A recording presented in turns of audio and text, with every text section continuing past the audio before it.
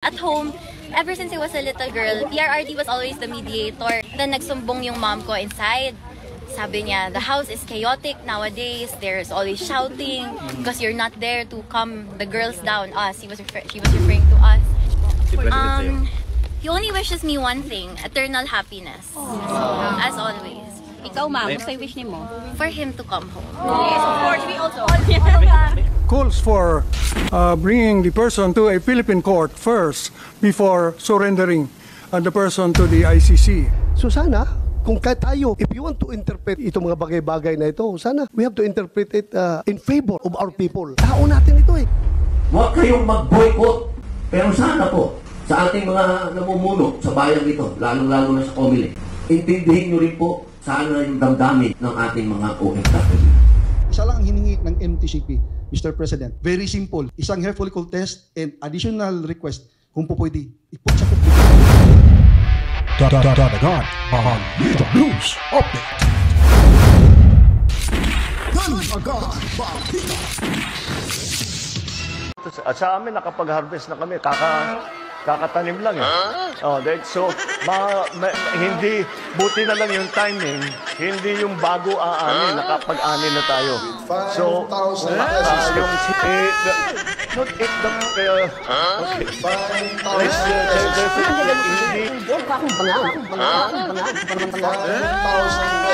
Kasi milyonaryo, sama-sama tayo, babago mo. Para maging milyonaryo. Dadagan Balita. With 5,000 pesos. Alright, welcome back mga kabalitaan. Magandang buhay, nagbabalik na naman ho tayo at ayun, dapat maging masigla ho tayo. Huwag magpapikto sa mga pangyayari sa ating lipunan. At ngayon po ay ating pag-uusapan naman, samut-saring pag-uusapan ho natin, lalo na ho yung pagdinig. Yung marami na hong mga lumalabas na mga kasinungalingan. At yung mga pagkakamaliho na kung saan ay talagang sadya ho nilang ipinadala si Tatay Digong Duterte dyan sa The Hague, Netherlands, kabalitaan. At mamaya panoorin natin yung makabagbag damdamin. Wow! Parang mangiyak-ngiyak tayo at masaya na nakakalungkot yung birthday celebration ni Kiri Duterte dyan sa The Hague, Netherlands, kabalitaan. At bago tayo magsimula, huwag kalimutan, subscribe na ho kayo at suportahan lagi at tumutok dito ho sa inyong munting bahay, Danagan Balita Reaction video. Paliguan ng maraming likes at komento kabalitaan. Ngayon po mga kabitan ay sisimulan na ho natin ilang mga transport group dyan sa Davao City or Mindanao na kung saan ay sila ay nanawagan na sumailalim si The Junior, si Bonget, sa gustong mangyari ng sambayan ng Pilipino ang hair follicle drug test mga kabalitaan. Para malaman at magkaalaman na talaga kung sino ang nagsasabi ng fake news. Sino ang nagsasabi ng katotohanan. Kasi pag hindi ho gagawin ito ni Bonget, ay mananatili ho yung pagdududa ng taong bayan. Kung ang taong walang kinakatakutan, walang itinatago ho, ay anytime, ready, handa ho. Parang isang sundalo na kahit anong oras, handang sumabak sa gyera mga kabalitaan. Ang siste ho ngayon, yung ating Pangulo, ay naku, napakahirap po. Napakahirap intindihin mga kabalitaan. Ano siguro, namamahalan ba sa hair follicle test mga kabalitaan? Milyonaryo, bilyonaryo, trilyonaryo yan si Bonget. Ano bang ikinatatakot to niya, di ba? Kung gastos lang yung pag-usapan, marami naman. At maraming paraan at siya mismo ay may pera mga kabalitaan. Pero pag hindi ho niya talaga ito gagawin, ay mananatili hong magdududa talaga ang taong bayan na meron ho tayong ngagba na Pangulo ng Bansa, mga kabalitaan. Heto, panoorin, pakinggan ho natin sila. Sa isa namang press conference na ginanap sa Davao City, Kamakilan, inihayag po ng Mindanao Transport Confederation of the Philippines sa pamamagitan ng isang liham sa Pangulo ang kanilang kahilingan na magpa-hair follicle drug test ito para sa transparency at pananagutan sa bansa at bawat Pilipino. Ang detalye ng balita mula kay G. Domingo. Given the elevated position you hold as the President of the Republic of the Philippines, the Commander-in-Chief of the Armed Forces of the Philippines, the Chief Architect of Foreign Policy that acts as the country's mouthpiece with respect to international affairs, it is crucial that the public has confidence in your personal and professional conduct. From Davao City. Ito ang ilan sa bahagi ng liham na isinagawa ng Mindanao Transport Confederation of the Philippines na binubuo ng nasa mahigit 1.2 milyon at patuloy na dumaraming miyembro para kay Ferdinand Marcos Jr. upang ipahatid ang kanilang panawagan na magpa-hair follicle drug test ito. Ang napapansin ng organization while nagmi-meeting kami, kung wala tayong gagawin, meron pang 3 taon ang ating presidente. Dapat malinis niya ang kanyang pangalan. Kasi nakasalalay ang Pilipinas dito. Alam niyo po, itong mga kasamahan namin, kasama yung ibang mga directors na wala namin dito, may mga anak sa abroad nagtatrabaho. Sila mismo apektado na rin. Pinapahiya, napapahiya. Wala ba kaming gagawin? Nakaantay kami, we are just an ordinary organization. Toda. Di ba? Minaliit, tricycle operator, tricycle lang kayo. Andyan yung jeepney, andyan yung bus, andyan yung mga maraming transport sector group. Walang nagsasalita na organisasyon katulad namin. Gusto ko lang lumabas, neutral muna tayo. Di ba? Kung pwedeng lumabas yung katotohanan, yun ang kailangan. Kaya nga, kung titingnan nyo sa sulat natin, isa lang ang hiningi ng MTCP, Mr. President. Very simple. Isang hair follicle test and additional request, kung po pwede, isa-publiko natin. So yun po mga kabaitaan, no? Simple lang talaga yung hiling nila. Talagang kung wala kong tinatago itong si Bonget, ba't ho ito magtatago sa saya ng kanyang asawang si FLM mga kabaitaan? Diba? Kung talagang mahal ho ni Bonget ang taong bayan, kung talagang mahal niya po ang bansang Pilipinas at talagang mahal niya po at inalagaan ang kapakanan ng mga tinuturing ho nating bagong bayanin nating bansa ng mga overseas Filipino workers, ay ito'y hindi ho na ito magdadalawang isip na gagawin niya mga kabaitan. Ba't hahantong pa sa mga ganitong pakikiusap na pwede naman siyang may kusa naman siyang gagawin ho ito? At hindi naman ho talaga ito makakalbo si Bonget. Dahil parang isa, sabihin natin, pinakamarami na sigurong hiblang kukunin sa buhok mo ay 5, 10. Makakalbo ba si Bonget? Alam niyo po kasi yung hair follicle drug test ay kahit ilang taon pa ho kayo gumagamit ng ipinagbabawal na harina, ay hindi ho yan talaga.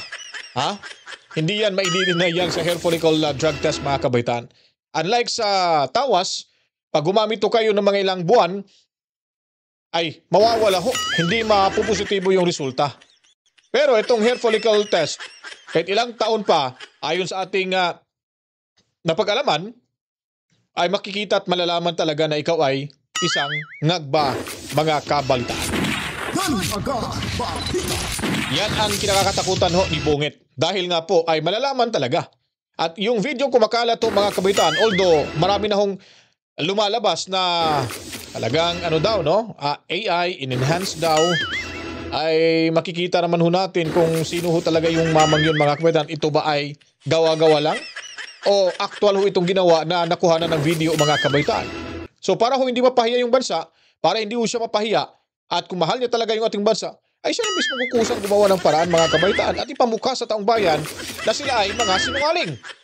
At magkakataon na ho ito ni Bonget na malinisan yung kanyang pangalan at mabigyang linaw ho mga kabaitan, kasi pag nangyari ho yan na negatibo ho yung resulta mga kabaitan, alam niyo po ba, malaking puntos ito sa mga bangag vloggers diyan sa Malacanang, mas lalo hong dadami at babaliktad pa yung mga kumakampi ngayon, mga taga-suporta ni Tatay Digong Duterte. Dahil sa kanyang pagpakumbaba at dumating din yung tamang panahon na siya ay nagpa-hair follicle test at nalaman yung resulta, kung siya ay negatibo, ay papalakpakan ho talaga yan at pupuriin pa ng mamamayang Pilipino mga kabalitaan. Pero hanggang ngayon wala pa, sino bang maniniwala? Na hindi totoo? Maniniwala talaga na totoo yung nangyari at lumalabas na video na itong harina ay paboritong ginawang asukal ni Bonget mga kabalitaan. At lipat tayo dito kay Senador Robin Hood Padilla. Ay talagang galit na galit ho siya mga kabaitan at mantakin niyo po, no? Pinangaralan niya at sinermonan niya itong mga hinampak mga kabaitan dyan sa ang mga cabinet members ni sino ba yun? Ni Bonget. At siya po ay talagang sumabog siya sa galit. Pero dito ho sa press con ni Senador Robin Padilla ay talagang mararamdaman ho natin yung sakit at puot ng kanyang damdamin sa nangyari ho.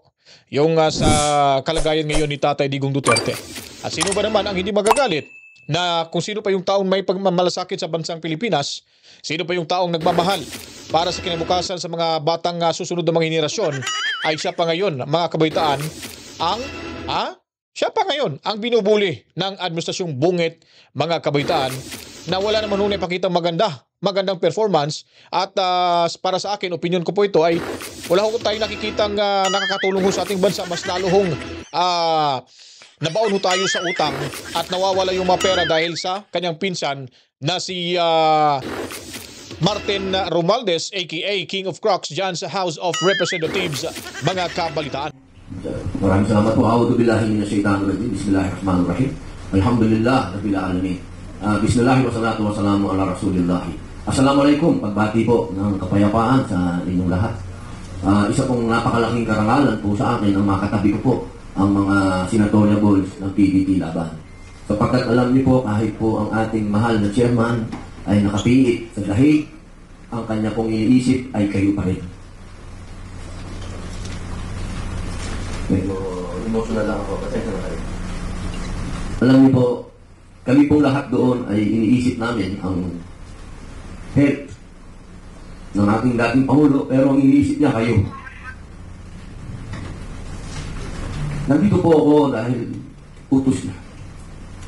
Sa totoo lang, ayoko na umuwi. Hindi ko na ho matanggap ang mga nangyayari sa bayan, pero ang order, itawid kayo. Kaya po ako nandito. Yung mga issue po natin ngayon, napakabigat. Sapagkat ang issue po ay boto. Yan po ang tinatayuan ng ating chairman, yung boto po ninyo. Kaya mga mahal kong kababayan, ito pong issue na ito ay issue natin lahat. Hindi po ito issue lang namin sa PDP, kundi issue po ito ng sambayan ng Pilipinas. Sapagkat ang pagboto po, yan po ay nasa konstitusyon. Malinaw po ito sa ating konstitusyon. Ang bawat Pilipino sa kanyang tamang edad ay dapat bumuboto, lalaki, babae, anumang kasarian. Kahit nasa ang kamang lugar. Yung pong pagboto ay meron po yung sinusunod na alituntunin. Meron po yung espiritu. Ano po ba yung espiritu na yun? Yung ikaw ay pumupunta sa lugar ng botohan, nararamdaman mo na sumusulat ka, nandoon ka sa voting precinct, ramdam mo na ikaw ay bumoboto, kapangyarihan mo yun, kalayaan mo yun na bumoto kung sinong mamumuno sa iyo. Ito pong issue ng online. Sa totoo lang po, ako po'y galing sa ibang bansa. Nanggaling po ako ng The Hague, nanggaling po ako ng Germany, nanggaling po ako ng Poland, nanggaling po ako ng Qatar, at ibang lugar pa na hindi opisyal na na-post. Lahat po, lahat po. Hindi ko po sinasabing merong pumapayag sapagkat wala po akong nakausap na pumapayag sa online. Lahat po sila ang pakiusap. Gusto po nila yung dati nilang ginagawa, kung ano yung pinaugalian nila. Hindi po ako nandito para makipagkontrahan sa COMELEC, kung ano ang gusto ng COMELEC, o kung ano, hindi po. Yung puso po ng OFW ang ipinunta ko dito. Ang puso po nila, medyo alanganin po sila sa online.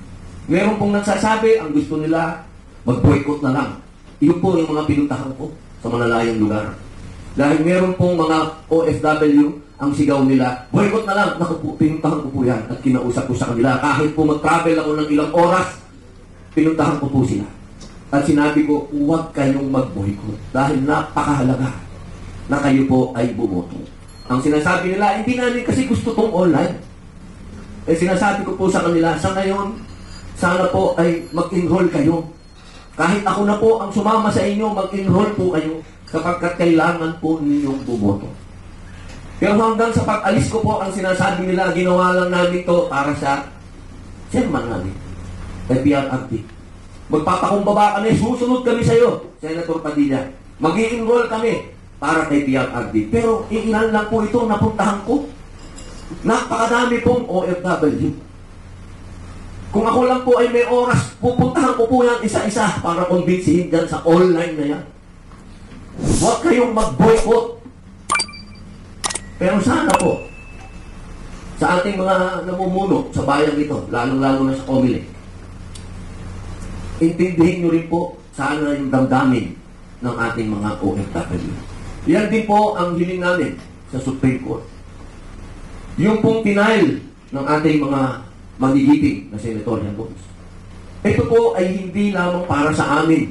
Hindi lang po ito para sa kapakinabangan namin. Ito po ay para sa lahat. Malinaw po ito na sana, mga mahal kong namumuno sa bayan ito, kung talagang tinuturing natin na bayani ang ating mga OFW, pakinggan po natin sila. Hindi po nararapat na tayo ang magbibigay sa kanila ng mga alituntunin na hindi naman natin muna sila tinanong kung gusto nila. Hindi po porket malayo sila, hindi na po tayo mag-aabala na kausapin ang mga taong ito. Ladies and gentlemen, tandaan po ninyo, ang mga OFW, ang pinadadala sa atin yan, nasa $35 billion a year. Ang ekonomiya natin tumatakbo dahil sa mga OFW. Isang tanong ba, isang hearing, isang public hearing para kausapin natin sila at tanungin kung gusto ba nito? Hindi natin nagawa. Sana po, ang huli nating sandigan ay ang Supreme Court. Tayo po ay kumakatok sa puso ng ating mga justisya, sa ating mga kinikilalang sila po ang magiging kakampi ng taong bayan, hindi po kakampi ng PDP. Ito pong ginagawa namin hindi po ito para lang sa kapakinabangan ng PDP. Ang hinihingi po namin, sana mabigyan ng tamang panahon at oras ang mga OFW na masabi nila na itong online ay takot na takot po sila. Wala po ako talagang pagsisinungaling dito. Hindi naman po ako kailanman naging sinungaling. Well, marami akong naging babae, pero wala pong kasinungalingan doon. Minahal ko lahat yan. Ito pong sinasabi ko sa inyo, nakausap ko po talaga ang mga OFW at sila po ang nagsasabi na delikado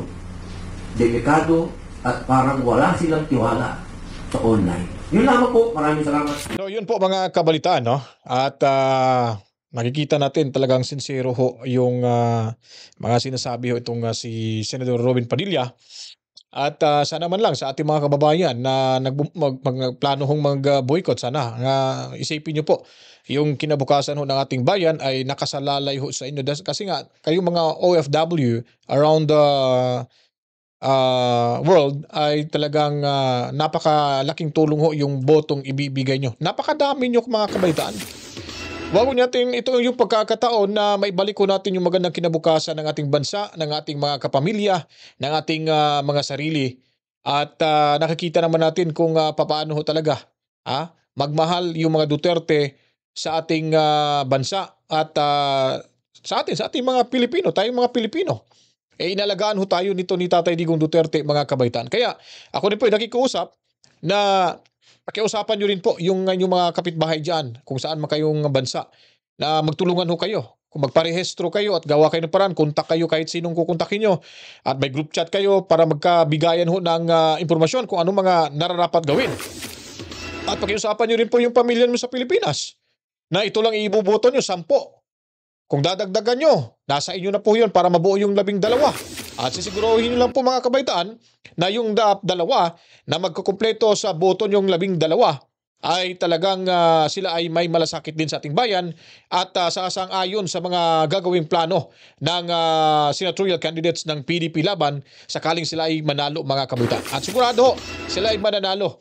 Landslide ho ito, mga kabitan, dahil sa pangyayari ngayon at nakikita ho natin na yung taong bayan ay lumabas na. Hindi na sila nagtatago ho sa social media at pinakita na ho talaga nila sa kalsada ang kanilang pagmamahal sa ating bansa, lalo na ang suporta para ho sa mga PDP senatorial candidates dahil po kay Tatay Digong Duterte, mga kabalitaan. At dito naman ho ay ating ipapakita rin sa inyo itong si Senador Bato de la Rosa at hindi niya pinalagpas yung pagkakataon na pangaralan ho itong si Bonjing mga kabalitaan ay si Boyeng Rimulya na ubod ng kasinungalingan at traidor sa ating lipunan mga kabalitaan. At siya na mismo, sabi pa niya na kailangan idadaan ho muna sa executive privilege. Yung pagtanong ho kung sino talaga yung nag-utos, mastermind, para dalhin si Tatay Digong Duterte. Talagang takot ho siyang bisto. Talagang siyang sumasagot. Yung kanyang pagka-abogado, para sa kanyang mga lipores, ay hindi ho talaga nakalusot mga kabaitan at mas lalong lumilinaw na ho kung sino ho talaga ang mastermind. At para sa akin, yung mastermind ay si Rimulya mga kabaitan. Itong magkapatid na Rimulya, halimaw ho ito sa Malacanang sa cabinet, bilang cabinet member ho ng bungit administrasyon mga kabaitan. Dahil mga sip-sip to Hindi naman lahat ng mga taga Cavite ay traidor, pero sila ay nagpapabilang ho sa dugo ni Aguinaldo mga kabalitaan. Now, pakinggan ho natin dito kung paano ho pinangaralan at parang ginawang bubo dito ni De La Rosa itong si Bonjing Bonjing lagi ko nasasabi si Rimulya mga kabaitaan. Secretary Rimulya, you are aware about yung dalawang dissenting opinion na sinabi ng dalawang miyembro ng pre-trial chamber ng ICC na nagsasabi na yung jurisdiction, about temporal jurisdiction, ang magti-trigger lamang ng investigation is yung paghihingi ng pag-request ng permission ng prosecutor to the ICC. At ito'y ginawa nila 2 years after nag-effect yung ating withdrawal from the ICC. Ginawa po nila yan 2 years. Kaya nga dalawang dissenting opinion yun So sana, kung tayo, if you want to interpret itong mga bagay-bagay na ito, sana we have to interpret it in favor of our people. Tao natin ito Pilipino ito. Bakit natin papaboran yung mga foreigner na mga banyaga na yan? Sila na nga nagsabi. Yun naman pala ang punto ni Senador Bato de la Rosa. Yun po mga kabalitaan, no? Dapat in favor ho sa mamamayang Pilipino. Hindi ho pinapaboran nyo ang mga banyaga na hindi naman ho natin kaano-ano at wala naman ho talagang may tutulong sa ating bansa, mga kabalitaan. Sa naging mensahe at sa naging pagle-lecture ho ito ni Senator Bato de la Rosa kay Boyeng Rimulya, ay malaking sampal ho niya ito. Matakin niyo po, sekretary ho kayo ng Department of Justice, pagsasabihan kayo ng ganyan, parang hindi kayo abogado. Parang hindi nyo alam yung inyong tungkulin. O ano ba, dahil ba nabubusalan kayo? O ano bang kapalit pagkatapos dito? Tingnan nyo si General Torre. Yung ngiti niya talaga mga kabaitan, mas lalong lumapad yung bibig. Abutay nga yung ngiti niya. Noong nagkaroon ng seremonya, na naging 2-star general na ho siya mga kabaitan, ay lumalabas yung kayabangan. Pero, ay may tiklo po siya dyan sa pagdinig na yan dahil baradong-barado ho siya sa ating mga senador mga kabaitaan. At itong si Boyeng Rimulya, nakikita ko, napapansin niyo ba, talagang napakabastos itong hinampak mga kabaitaan. Hindi man lang gumagalang, hindi man lang niya kinukol yung attention ng ni Senator Amy. Pag nagsasalita si Senator Amy, ay umi-insert siya. Pinuputol niya, parang siya yung para siya yung sa kanya yung komitiba na yun mga kabaitaan, di ba? Akala mo kung sinong astig astig lang kasi, matapang lang kasi may kapangyarihan. Kumpleto sila dyan, nasa Malacanang at nasa administrasyon mga kabaitaan. Pero kung kali-kalihan lang to, ewan ko lang kung ito ba'y talagang papalag mga kabaitaan. Sobrang hambog talaga nitong si DOJ Rimulya. Yan po ang dapat po nating isipin na itong Department of Justice ay hindi na ho ito talaga para sa mamamayang Pilipino. Ito ay para ho sa isang administrasyon, sa isang pangulo na laging kinakampihan at ito ay talagang dumidikit at katrayduran, lumalabas, nakikita ho talaga natin mga kabalitaan. At ito nga, sinabi nga ng isang retired ano ba 'yon? Chief Justice ba 'yon? Nakalimutan sa Ascuna yata, no? Anong sabi niya dito mga kabaitan? Talagang may pag-aabuso. May pag-abuso at paglabag. Paglabag sa ating batas sa pagsuko nila kay Tatay Digong Duterte doon sa ICC mga kabaitaan. Sino pa bang papaniwalaan natin sila? Na kahit mali na nga, itinutuwid pa rin nila. Ibig ko sabihin, ipinaglalaban pa rin nila. Alam na nilang maling-mali sila. Wala na tayong treaty dito sa ating bansa sa ICC. Na dapat, hindi na dapat, ito ay optional kasi ito, sabi ni Bonjing.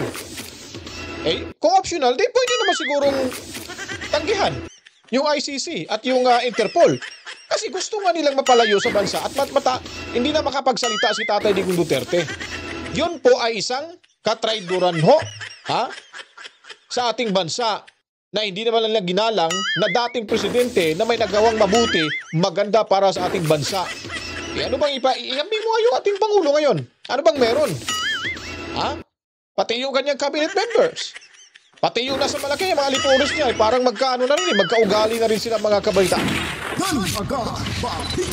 Ito, pakinggan natin yung eksperto dating retired justice yata to, no?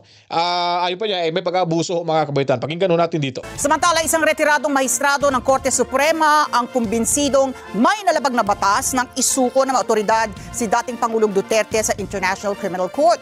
Nilinaw. Correction, retired pala siya? Supreme Court Associate Justice Adolfo Ascuna mga kabaitaan or Ascuna. The retired Supreme Court Justice Adolfo Ascuna na legal naman ang arrest warrant pero nagkaroon niya ng pag-abuso sa paraan ng pagsuko sa dating Pangulo. Alamin po natin ang buong detalye sa report ni Mean Corvera live mula sa Senado. Mean. Inako ni Justice Secretary Jesus Crispin Remulla ang responsibilidad sa pagpapaaresto kay dating Pangulong Rodrigo Duterte kaugnayan ng kinakaharap na kasong crime against humanity. Pero sa paulit-ulit na pagdinig hanggang sa mga oras na ito, bigo ang mga senador na mapiga ang mga government officials kung sino ba talaga ang nag-utos para madala ang Pangulo sa dahig matapos siyang maaresto. In fact, Mr. Senator, naniniwala si Supreme Court Retired Justice Adolfo Ascuna Jr. na nagkaroon ng paglabag sa batas ng isurrender ng mga otoridad si dating Pangulong Rodrigo Duterte sa International Criminal Court. Sa ilalim niya ng Rome Statute, obligado ang bansa na isuko ang isang taong naharap sa kaso gaya ni Duterte kung mayroong sinusunod na tratado. Pero dahil kumalas na ang Pilipinas, hindi na obligadong sumunod. In fact, Mr. Senator, the procedure in the ICC calls for bringing the person to a Philippine court first before surrendering the person to the ICC. So if you do not follow that, it can be argued that there is what they call abuse of process, and an abuse of process can be raised in the ICC itself. Sa palagay ko po ay it's either we have the Rome Statute or not. If we don't have a treaty, then we cannot surrender the suspect to the ICC under this section, because this section requires that the surrender be pursuant to a treaty. Pursuant means in accordance with. And so if there is no treaty, in my view, we cannot make consequences. What possible violations are there to local law and our Constitution? The possible violation, Madam Chair, consists in the surrender without passing to the court, what we call extrajudicial rendition. That issue will have to be resolved by the Supreme Court, whether or not an extrajudicial rendition is valid in the Philippines in view of our Constitution. So ito pala mga kabaitaan, no? Itong nangyari pala ay sigurado ho talagang sasagot yung Korte Suprema sa mga petisyon ho ng magkapatid na Duterte. Dahil nakikita talaga nila, ayon pa sa ating retired Associate Justice Adolfo Ascuna, na talagang nilabag ho talaga nila ang batas na hindi nila pagsuko sa isang competent court na sana bago nila i-release ay maglabas muna ng court order kung ito ay isusurinder din ba sa pamamagitan ng utos or pag-uutos ng Korte Suprema, mga kabalitaan. So sa nangyari, sigurado kamot ulo itong si Bojing na naman, no? Kamot ulo itong si Boyeng. Itong apat group, sino ba yung ka-group nila? Si Anyo, Chudoro, yung dalawa hindi na nasumipot kasi nahiya na sila eh. Kasi nakita yung kanilang katrayduran, mga kabalitaan. Itong sino pa? Si Rins Verano, no? AKA mga kapitan, si John Vic Rimulya, at ito naman si Boyeng Rimulya, Marbel, sino pa ba? Si Alcantara, at of course kasama na rin ho dyan, yung pinakamayabang dyan na hepe sa CIDG, itong diwata na si Torre, mga kabalitaan. So ngayon, ay talagang iwan ko lang kung sisipot pa ba to sa susunod na pagdinig, kasi nga mas lumilinaw na ho ang ginawang kabalastugan ng mga grupong ito, mga kabalitaan, sa ating dating Pangulong Rodrigo Roa Duterte. At talagang mananaig ho ang kabutihan kisa ho sa kasamaan. At ito po'y isang panimula na kung saan ay may mananagot talaga, mananagot sila sa kanilang pagpastangan ho sa ating saligang batas at hindi paggalang ho sa karapatan ni Tatay Digong Duterte. At bago tayo magtapos, mga kabalitaan, huwag niyo kalimutan, kung nagustuhan niyo po itong ating video, i-share niyo po, paliguan ng maraming likes at comments, at then pindutin ang notification bell. Then sa hindi pa po nakapag-subscribe, subscribe na ho kayo. Huwag niyo lang pong tapusin. Yung gitna, yung una, kailangan buo na matapos yung video ito. Panoorin ho natin yung makabagbag damdamin na celebration, birthday celebration ni Kitty Duterte sa The Hague, na ramdam ko rin. Ramdam din ng maraming Pilipino na kahit nakikita natin sa mukha ni Kitty at yung kanyang nanay na si Hanilet na medyo pangiting-ngiti, pero sa kalooban ho ay talagang namimiss nila si Tatay Digong, at kulang ho ang birthday celebration ni Kitty Duterte dahil wala ho sa poder niya. Wala ho sa tabi niya itong si Tatay Digong Duterte. At pasasalamatan din po natin yung mga kababayan natin diyan sa the Netherlands, sa The Hague. Kahit hindi ho sila taga diyan, bumiyahi pa, gumastos pa, naghatian sila sa gastos para makabili ho ng lechon, maipakain, at parang talagang mai-celebrate ng parang magkaroon ng buhay yung birthday celebration ni Kitty Duterte, mga kabalitaan. Ito, panoorin niyo po, mga kabalitaan. Lahat, ma'am, happy birthday. Thank you sa inyo lahat, to everyone celebrating my birthday with me today. Thank you. Birthday wish, ma'am? Of course, for PRRD to come home and for him to have more time with us. Kumusta po pagpasok niyo sa loob? Today is your birthday, together with your father. Yeah, so we, when we went in, they sang a happy birthday song to me, of course, and then we started with a prayer. Si PRRD led the prayer today, so ayun, that was nice. And ayun, the same thing we talked about, family situations, and I asked him if he was okay. If he's okay, then he said, no guts, no glory. So, brave as always. Ma'am, this is something different. This is a different birthday of yours. Yes. Ano tumatakbo sa isipan ninyo na you are here, celebrating your birthday, but your father is inside the detention center? It's quite the adjustment, of course. It's a whole new situation that I've never experienced before, not just for me, but for my whole family. So, somehow it's overwhelming, but to be able to celebrate my birthday with my family, I'm very grateful for it. Still very grateful. Ma'am, how do you feel you're 21 right now? Of course, more freedom. Ayun. And 21 na pala to? Like my mom said, pwede na mag-asawa. Pagod na siya sa akin. Inside, nagsumbong yung mom ko. Kasi at home, kami yung, syempre, babae, sigawan, bickering, bantering, all quarreling, kami talaga. So, at home, ever since I was a little girl, PRRD was always the mediator. Anong problema dito? Tama na. Walang magsigawan, ganon. Then, nagsumbong yung mom ko inside. Sabi niya, the house is chaotic nowadays. There's always shouting because you're not there to calm the girls down. Us, she was referring to us. And then he said na, he always says, if walang problema, don't make a problem na. And then, better to just, not say anything. Syempre, ako na naman yung kinampihan ng dad ko. So, as always. As always. Ma'am, Yeah. sabi mo nga, your father is really brave. Pero ikaw, you're also parang nagpapakita ng strong personality din. Saan ka humuhugot ng lakas? For now, I think from him. I think when you're raised by a person like that, you get a lot of their qualities as well. So, Were you able to dance with your father? for a bit lang. Kasi medyo napapagod siya. So, yeah, for a bit. I was able to sing him 2 songs also. I sang Ikaw, his favorite song, and Hallelujah. So, he was very happy. How did you do? I'm grateful that I still get to sing to him. First time mo mag-celebrate, Ma'am, no? Kauban sa mga... Yes. May lechon daw. Meron po bang birthday wish sa former president sa inyo? Sorry? Kasi haba ang birthday wish po. He only wishes me one thing, eternal happiness. As always. Ikaw, ma'am, gusto yung wish ni mo? For him to come home. Yes, of course, we also. May gift ba siya? Wala? Yung saya, yun yung gift. Gift niya. Yes. May message pa yung dada mo to the Filipino?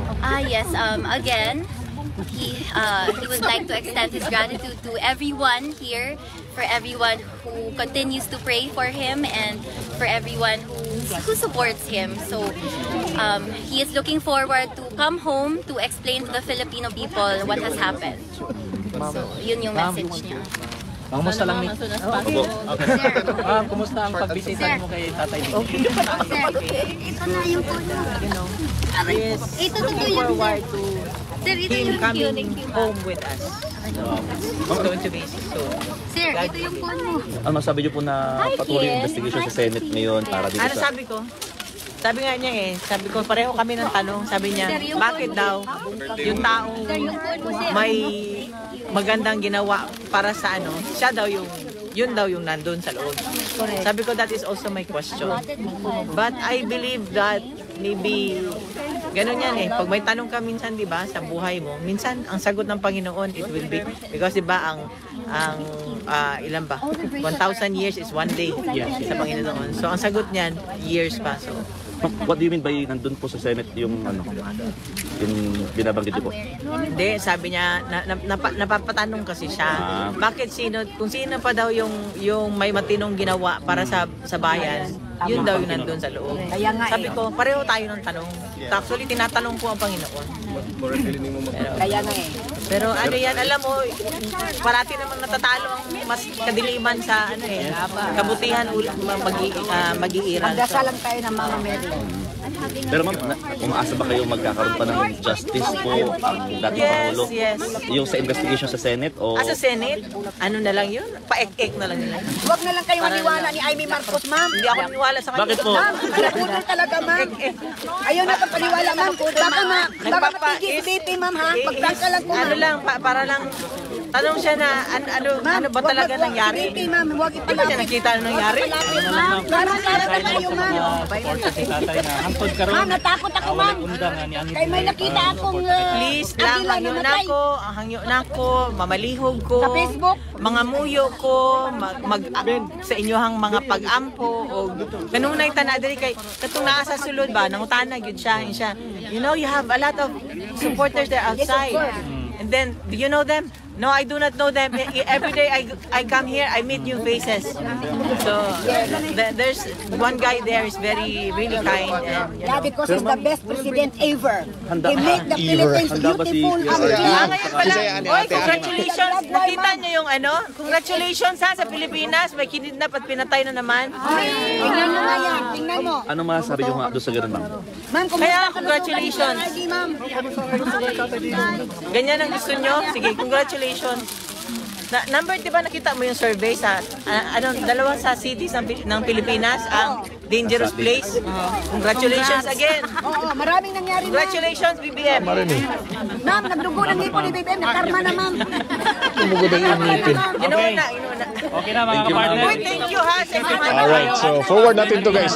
Yung kainan nila. muna daw. Let us put ourselves in the presence of God. In the name of the Father, in the name of the Father, the Son, the Holy Spirit. Heavenly Father, we praise you, Lord God. We thank you, Lord Jesus Christ, for this time that you have given us to celebrate, Lord, the birthday of my daughter. Yes. Lord, thank you for the lives of everyone here. Thank you, Lord, for the time that they've given us, for being here with us. We do not know them. But Lord, I pray that you will bless them and touch their hearts. Lord, I lift up in prayer my daughter, Kitty. Lord, I just want her, Lord God, may she glorify your name, Lord God, in everything, Lord, with her life, in everything that she's going to do. Bless her, anoint her. Yes, Lord Jesus. Fill her, Lord, with the Holy Spirit, oh God. I pray that you will guide her, Lord Jesus. And Lord, as all our prayers, oh God, in our hearts, we continue, Lord God, to lift up, Lord God, former President Rodrigo Roa Duterte. Yes. Your healing, your anointing. I do not know what you are using him for, oh God, but Lord, you have heard him, Lord God, say it, that all, oh God, our glory belongs to you, and that, Lord, he will continue to put his faith in you, Lord God. And Lord, we claim, oh God, that soon, oh God, he will be able, Lord, to go home with us. Yes. Thank you, Lord, for the food that we are about to partake. May this food provide us with nourishment, oh God. Thank you for the lives of everyone. In Jesus' name we pray. Yun, Amen. no? Happy birthday to Kompleto pa rin, no? Kahit wala si Tatay Diggs. Saya-saya. May lechon pa yan dyan, mga kabalitaan. Ayun na pala yung bit-bit, lechon na yun eh. Ay, naku, pag mga Bisaya magkakasama, talagang sobrang ingay ho. Proud to be Bisaya ho, mga kabalitaan. I am proud to be a Bisaya, ha? I am very proud to be a Bisaya like them. Talagang maingay lang ho kami, mga kabalitaan. At yun, pag yung mga Bisaya kasi, pag nakita-kita ho sa isang lugar, pero lang ho sa mga killjoy, ay maingay ho talaga, mga kabalitaan.